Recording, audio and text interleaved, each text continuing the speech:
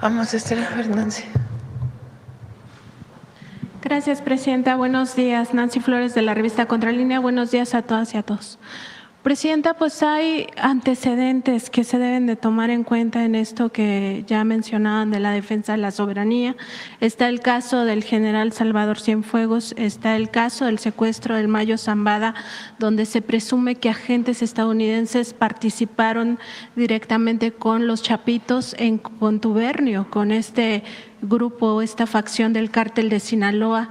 Está todo el financiamiento que hizo la Embajada de Estados Unidos en México a organizaciones opositoras a la Cuarta Transformación, el caso particular del financiamiento que hubo del gobierno estadounidense a la Organización Mexicanos contra la Corrupción y la Impunidad, que en su momento fue fundada por Claudio X González Guajardo, aunque ya en el proceso electoral pues él se separa de esta organización. Sabemos que esta oligarquía estaba enquistada en estas asociaciones civiles poniéndose la máscara de pues ciudadanos, cuando en realidad pues son un poder fáctico.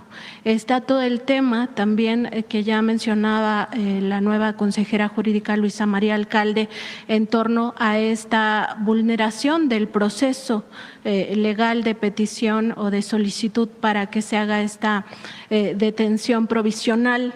Y también está el tema de los agentes de la CIA operando directamente en territorio a espaldas del gobierno mexicano y con anuencia, por supuesto, del gobierno de Chihuahua de Maru Campos, quien se ha negado pues a explicar exactamente quién dio esta autorización al gobierno estadounidense. Claramente están violando la soberanía.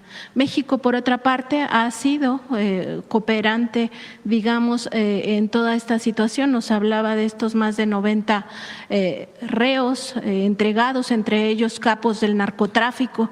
Preguntarle si no sería momento ya de evaluar si México está en un piso parejo en esta relación, coopera en el tema migratorio. México detiene la migración de varias formas en su frontera sur, en su frontera norte. Además, promueve estos programas, ¿no?, para atender las causas que originan la migración en Centroamérica. Sobre todo, ha dado recursos a países centroamericanos, coopera en otros ámbitos. Y Estados Unidos, pues nada más para poner un ejemplo, en el caso de la extradición que se solicitó de García Cabeza de Vaca, pues Estados Unidos no está cooperando con México, ¿no?, protegiendo a panistas claramente. Entonces, preguntarle si no sería momento de evaluar si estamos en un piso parejo y si hay que cambiar en algún sentido, por esto que también decía que estamos en un momento de defender nuestra soberanía. Hay que poner todo en contexto y tienes razón. Fíjense, hay casos como el Rápido y Furioso. Este es para los jóvenes, además, porque hay que hacer historia de lo que ha sido la relación México-Estados Unidos. Estoy leyendo un libro que me regaló Andrés Layuz, que escribió su mamá, Soledad Loaesa, sobre la relación de 3 presidentes con Estados Unidos, después del cardenismo, y cómo el injerencismo siempre ha sido lo que marca la relación. Estados Unidos siempre va a tener bueno, hay excepciones. La excepción de Lincoln con Juárez, que es para elevarlo desde Estados Unidos y desde México a un gran momento de la relación. Nunca aceptaron la invasión francesa, siempre reconocieron a la República con Juárez. O también la de Roosevelt con el general Lázaro Cárdenas, que fue un buen momento de la relación. Hay esos momentos que hay que poner en alto, y es lo que nosotros siempre hemos dicho: cooperación para el desarrollo, coordinación sin subordinación y no al injerencismo. Y explicarle a todas las autoridades del gobierno de Estados Unidos que no somos protectorado de Estados Unidos, que no somos colonia de Estados Unidos, que somos un país libre y soberano y nos entendemos como iguales. ¿Cuáles han sido los momentos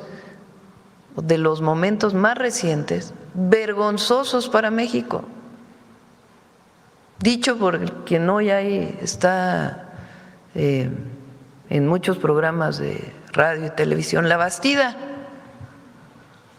¿no? Porque fue gobernador de Sinaloa y ahora él se pone así como el juez de todos a explicarle al pueblo de México qué difícil circunstancia vive Sinaloa. Hay que recordarle el Pemex Gate, o hay que recordarle también que él dice en su propio libro que Zedillo se entregó a los Estados Unidos y el argumento que pone es que el gobierno no le dio dinero para su campaña. A ver, ponlo otra vez. Es que es buenísimo, buenísimo. Y esto es para los jóvenes, para el pueblo de México. 94, vamos a ubicarnos, 1994. Momento muy difícil para México. Habían asesinado a Colosio, quien era candidato del PRI a la presidencia, a Ruiz Massieu. Salinas había dicho que México había entrado al mundo moderno, que ya éramos parte de la Organización para la Cooperación y el Desarrollo Económico, que habíamos dado el paso para ser país desarrollado. Insurrección de indígenas chiapanecos en diciembre o 1 de enero del 94. Entrega Salinas a Zedillo el gobierno. Periodo neoliberal, en su inicio, ofreciéndole al pueblo de México todo. ¡Sas! Crisis económica. Brutal. En esa transición, Salinas dijo, fue el error de diciembre, fue culpa de Zedillo. Zedillo, no, fue culpa de Salinas porque no devaluó el peso cuando debería haberlo devaluado. El caso es que la transición entre el mismo grupo, ahora ya no se quieren mucho, pero el mismo grupo, viene una crisis tremenda. Pues no que habíamos entrado al mundo desarrollado, no que México ya no iba a tener crisis, no que ya estábamos en el momento mejor, toda la privatización de las empresas, un periodo de ingobernabilidad tremendo, eso no lo dice el documental de Televisa, por cierto. Todos los gobernadores que renunciaron, que tuvieron que renunciar en el periodo de Salinas, los más de 500 asesinatos a activistas políticos. Bueno, pero viene la crisis, una crisis tremenda. El gobierno de Zedillo decide rescatar a los de mero arriba, con un proceso de corrupción tremendo. Empresas que no estaban en quiebra se les dio dinero, pero además rescataron a los bancos, a los de mero arriba. Y los de abajo, bien, gracias.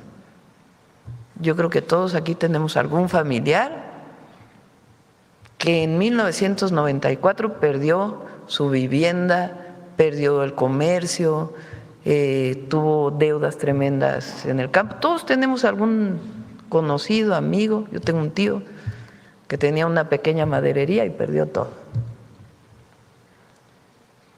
Todo porque tenía una deuda con el banco, los intereses se fueron al cielo y él nunca recibió apoyo. Pero los de arriba, la deuda privada de ellos la convirtieron en deuda pública, el FOBAPROA, que todavía no lo acabamos de pagar. Bueno, Zedillo, en ese momento de la crisis va a Estados Unidos y les dice, por favor, estamos en quiebra, danos dinero, préstanos dinero, por favor. Ese es Zedillo. Y en tiempo después, en el 2000, cuando viene el cambio de gobierno entre Zedillo y el que seguía, el candidato del PRI era Labastida, revela lo siguiente. Y me pregunto, ¿fue casual que Zedillo me entregara el partido quebrado financieramente? ¿Qué tenía que ver Zedillo con el partido quebrado si Zedillo era presidente? Para empezar, ¿no? O sea, ya revelando que el dinero que recibían, que el PRI no podía ganar si no recibía dinero del gobierno. Primera revelación de hoy Labastida, que anda en todos los medios de comunicación hablando de su buen gobierno en Sinaloa. También dudo de que fuera fortuita la falta de solidaridad al negarse que se difundieran desde mi campaña los logros económicos de su gobierno y sus instrucciones a los gobernadores para que torpedearan mis giras. Pues sí, porque si no tenía apoyo del gobierno, pues ¿cómo iba a ganar? El PRI no estaba acostumbrado a tocar casa por casa. ¿Qué lo motivó? Se pregunta Labastida. La razón principal podría ser esta. Cuando el gobierno de Estados Unidos le hizo a México el préstamo de 40,000 millones de dólares para afrontar la crisis desatada por el error de diciembre, negociación que el presidente Zedillo gestionó personalmente, se le demandó el compromiso de propiciar la transición democrática y que para ello el PRI dejara de gobernar y él entregara la presidencia a la oposición. O sea, Labastida dice que como el gobierno no lo apoyó, no pudo ganar, pero que además el gobierno no lo apoyó porque Zedillo negoció 40,000 millones de dólares frente al voto popular.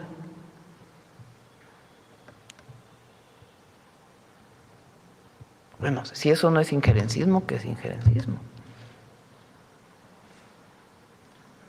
Y así podemos, bueno, Calderón, que dejaba operar en territorio a la DEA, pero déjense ustedes eso, hizo un acuerdo con Obama entonces para el llamado rápido y furioso.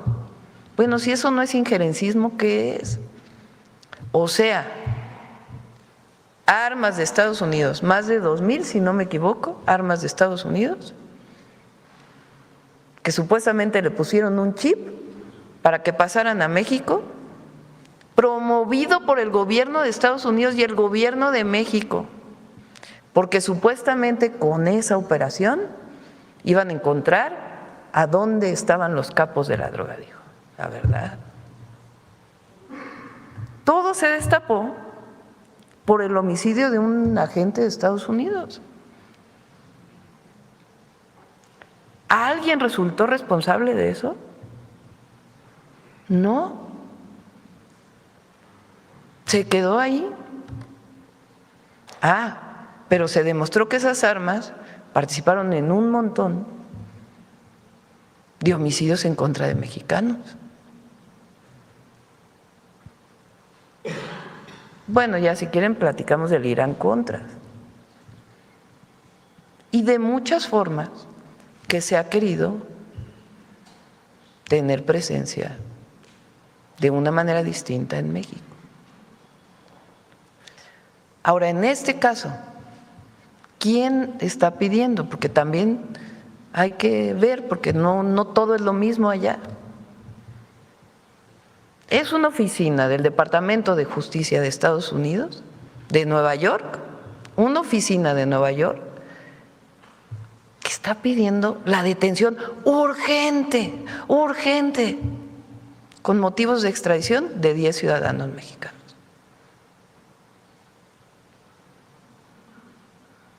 Entonces, ¿qué dice la Secretaría de Relaciones Exteriores? Oye, ¿por qué es tan urgente? ¿Qué pruebas tienes? A ver, Fiscalía, ayúdame a ver si esto que me mandaron tiene pruebas suficientes. Y la Fiscalía dice, pues pide más pruebas porque no veo pruebas de la urgencia. Y la Secretaría de Relaciones Exteriores eso es lo que va a contestar. Pruebas. en este caso, de por qué es tan urgente. Entonces, ¿qué nos corresponde a nosotros? Porque eso es, porque frente a toda todos los jueces que ya hay en México, ¿no? Porque Riva Palacio es juez, Loret de Mola es juez, ¿quién más? Ciro es juez. No, bueno, ya TV Azteca, ¿no? Esos ya son todo, ¿no? Ministerio Público, juez, y no sé si ellos fueron los que invitaron a la de la comunidad de Madrid que va a venir. Hacerle un homenaje a Hernán Cortés. Bueno, paréntesis cultural. Ya todos ellos ya son jueces. Ya Aguilar Camín. No, pero aparte, la presidenta está en un terrible dilema. O entrega a Rocha o va a haber invasión. Bueno, cálmense, tranquilos. Sí, por favor. La presidenta está en un terrible dilema. O cubre a los gobernadores de Morena o entrega a Rocha. Nosotros no cubrimos a nadie. Pero, por favor, pruebas. O las pruebas son los documentales de Loret de Mola.